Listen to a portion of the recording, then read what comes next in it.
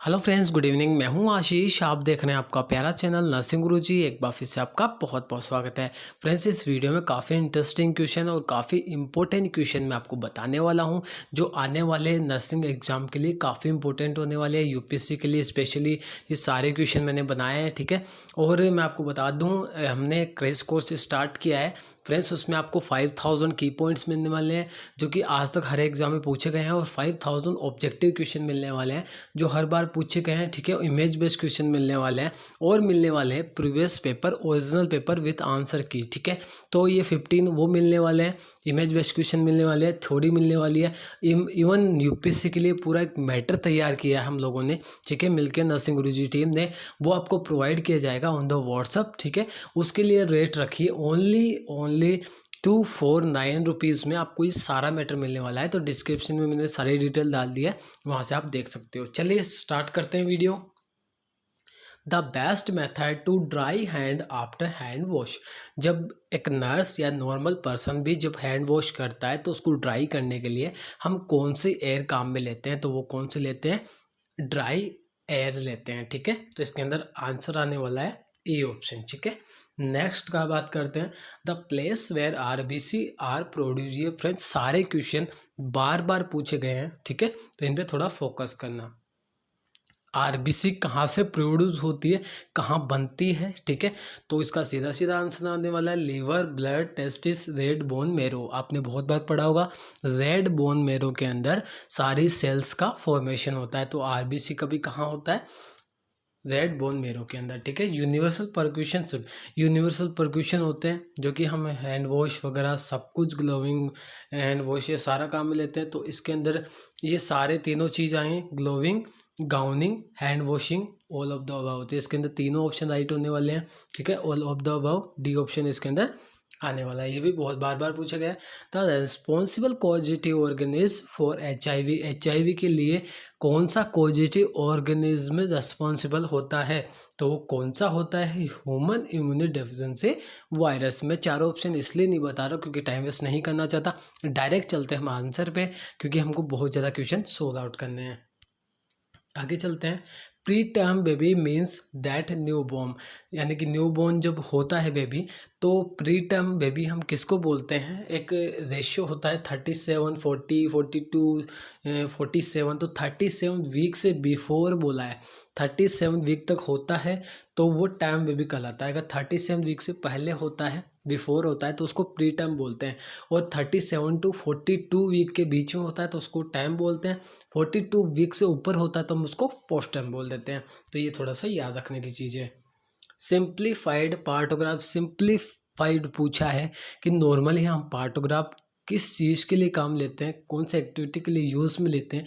तो हम जो मदर होती है, प्रेग्नेंट मदर होती है, ठीक है, तो प्रेग्नेंट लेडी होती है, तो उसके लिए हम लेबर की कंडीशन चेक करने के लिए हम पार्टोग्राफ का यूज़ लेते हैं। तो labour in the female. According to Freud which component of personality operate according to the reality principle. Reality से जो प्रिंसिपल होता है वो बेसिस होता है, क्या होता है, id, ego, super ego, trust, ठीक है। तो ईगो जो ऑपरेट करता है पर्सनालिटी को, वो कौन सा कंपोनेंट होता है, जो रियलिटी को बेसिस पे रहता है, तो वो ईगो रहता है, ठीक है। VDRL test is done for the diagnosis of. VDRL test हम किस कौन सी डिजीज़ को आइडेंटिफाई करने के लिए, ठीक है, टेस्ट करते हैं। तो कौन सी होती है, सिफिलिस वो डिजीज होती है, ठीक है। राइट आंसर इसमें बी आने वाला है। कौन सी डिजीज होती है, सिफिलिस वो डिजीज होती है, ठीक है। चलिए आगे बात कर लेते हैं। Which bone is also known as a collar bone. Collar bone का दूसरा नाम कौन सा होने वाला है, तो सीधा सीधा आंसर आने वाला है, क्लेविकल बोन को हम क्या बोलते हैं, कोलर बोन बोलते हैं। Koplik sports symptoms is associated with, यानी कि ये क्वेश्चन बहुत बार पूछा गया है। कॉप्लिक स्पोर्ट एक सिम्टम होता है, वो कौन सी डिजीज देखने को मिलता है, तो वो देखने को मिलता है मीजल्स के अंदर, ठीक है। Chemical substance released by an organism that influence the behavior on which include of the same species are, यानी कि एक फेनोरोन होता है, ठीक है। तो वो क्या करता है, केमिकल सब्सटेंस रिलीज करता है, इन्फ्लुएंस करता है बिहेवियर को, ठीक है। Which tablet is given under deworming programme, एक डेवरिमिंग प्रोग्राम होता है, ठीक है, कम्युनिटी के अंदर। तो उसमें कौन सी ड्रग हम काम में लेते हैं, तो उसके अंदर काम में लेते हैं डी ऑप्शन आएगा, एल्बेंडाजोल ड्रग हम उसमें काम में लेते हैं। नाम अच्छे से देख लेना फ्रेंड्स, अगर एग्जाम में पूछा जाए डेवरिमिंग प्रोग्राम में कौन सी ड्रग काम में लेते हैं, एल्बेंडाजोल काम में लेते हैं।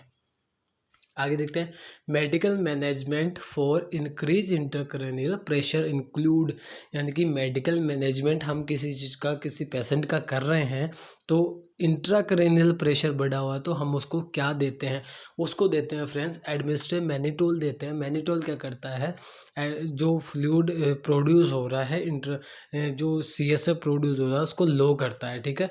तो उससे CSF बढ़ने के कारण इंट्राक्रैनियल प्रेशर बढ़ जाता है, तो उसको लो प्रोड्यूस करेगा तो वो इंट्राक्रैनियल प्रेशर लो हो जाएगा।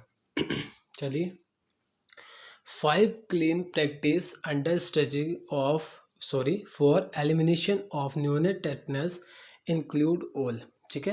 यानी कि 5 क्लीन टेक्निक्स होती है जब क्या करते हैं, न्यूनेटल के टिटनेस अगर लगा रहे हैं, स्ट्रेटजी कर रहे हैं, तो हम क्या क्या कर सकते हैं और क्या नहीं करते। ऐसी कौन सी चीज़ है वो तो नहीं करते हैं, बाकी सब करते हैं। क्लीन सरफेस डेफिनेटली करते हैं, क्लीन हैंड तो करना ही है, न्यू ब्लेड बिल्कुल श्योर, न्यू ब्लेड तो हम लेते ही हैं। तो एयरवे का कोई इसमें मीन्स नहीं है, तो डी ऑप्शन इसके अंदर आने वाला है, ठीक है।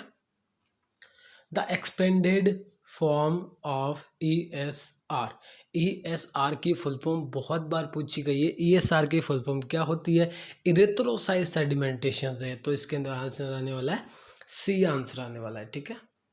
नेक्स्ट क्वेश्चन देखते हैं, bagassosis is an occupational disease for a lungs cause by inhalation.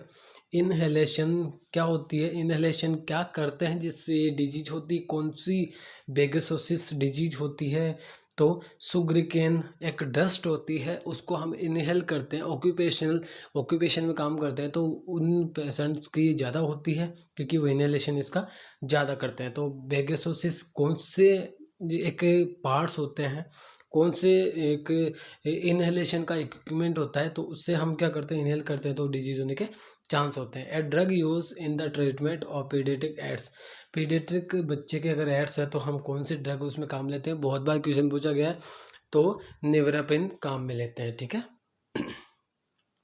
The active ingredient of Cidex is, ये क्या होता है, इनएक्टिव सिगरेट होता है, सीडेक्स होता है एक तरह का, तो कौन सा होता है, ग्लूटाथियोनेट होता है, ठीक है।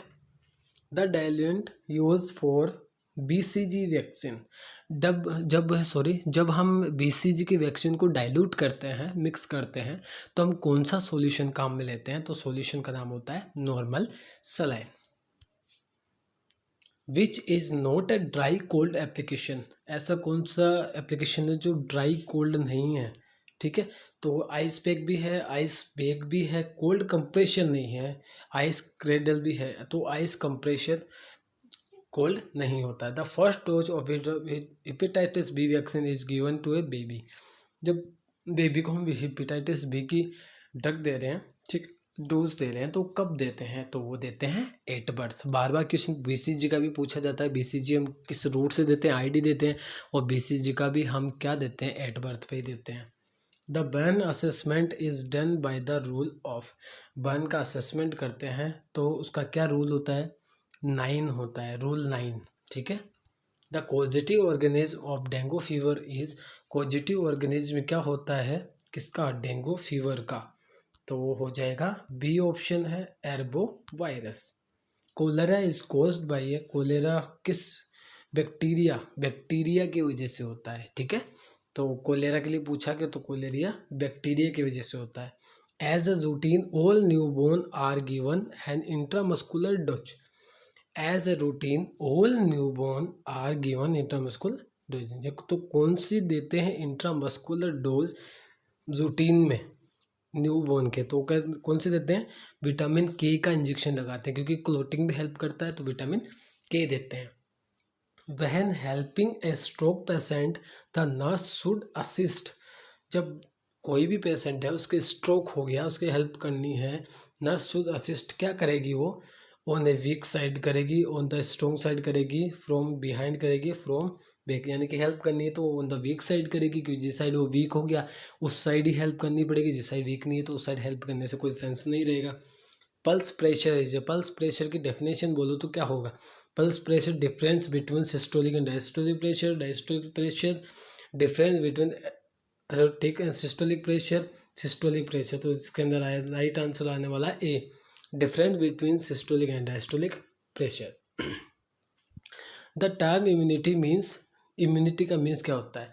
Level of resistance of a person to a particular disease, रोग प्रतिरोधक क्षमता, किसी भी बैक्टीरिया किसी भी डिजीज के अगेंस्ट लड़ना बॉडी का, वो क्या होता है?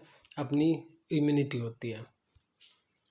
आगे काफ़ी इंपॉर्टेंट क्वेश्चन है फ्रेंड्स, अगर ये सारे इंपॉर्टेंट क्वेश्चन आप लेना चाहते हो तो डिस्क्रिप्शन में लिंक डाल दिया है, वहाँ से सारे नोट्स आप अरेंज कर सकते हो।